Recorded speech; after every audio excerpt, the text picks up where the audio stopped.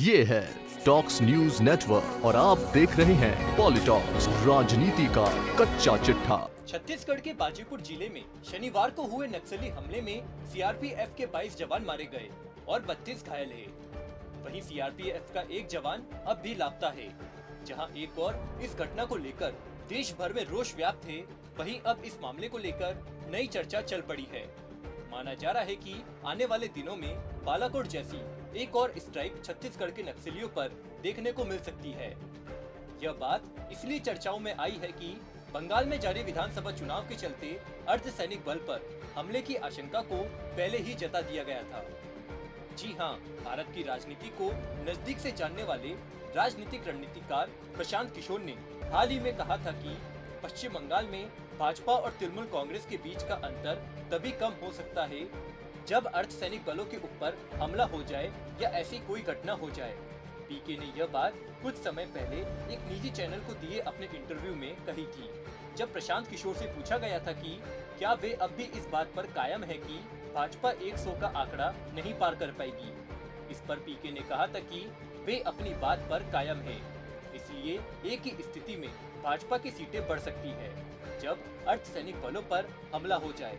अब इसे बहुत बड़ा संयोग कहे या महज एक इत्तेफाक कि बंगाल के तीसरे चरण के मतदान से ठीक पहले छत्तीसगढ़ में माओवादियों के साथ अर्धसैनिक बलों की एक मुठभेड़ हो गई, जिसमें 22 जवान शहीद हो गए और सीआरपीएफ की कोबरा बटालियन के एक जवान को माओवादियों ने अगवा कर लिया। दरअसल पश्चिम बंगाल में 8 चरणों में मतदान होना है और अब भी यहाँ 5 चरण का मतदान होना बाकी है। सियासी गलियारों में इस बात की चर्चा जबरदस्त है कि भाजपा के साथ चुनाव रणनीतिकार के तौर पर काम कर चुके होने की वजह से प्रशांत किशोर कुछ बातें जानते थे या पिछले कुछ समय से हर चुनाव से पहले होने वाली इस किस्म की घटनाओं के विश्लेषण के आधार पर पीके ने यह दावा किया था। वहीं दूसरी ओर केंद्रीय गृह मंत्री अमित शाह ने नक्सलियों को पूरी तरह से खत्म करने की हुंकार भरी है।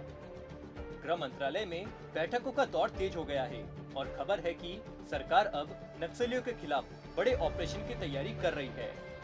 शहीद जवानों को श्रद्धांजलि देने के लिए रविवार को छत्तीसगढ़ के जगदलपुर पहुंचे अमित शाह ने पत्रकारों से बात करते हुए कहा था कि सैनिकों का बलिदान व्यर्थ नहीं जाने दिया जाएगा।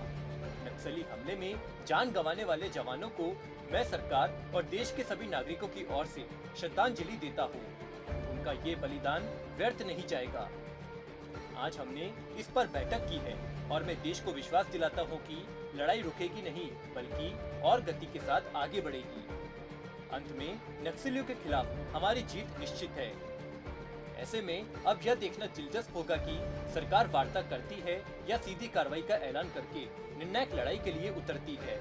संभावना इसी बात की जताई जा रही है कि बंगाल चुनाव के चौथे चरण के बाद किसी भी समय बालाकोट जैसी एक और स्ट्राइक की खबर छत्तीसगढ़ के नक्सली इलाके से आ सकती है, जिसके बाद प्रशांत किशोर के बीजेपी की 100 से ज्यादा सीटें नहीं जीतने का दावा भी गलत साबित हो सकता है।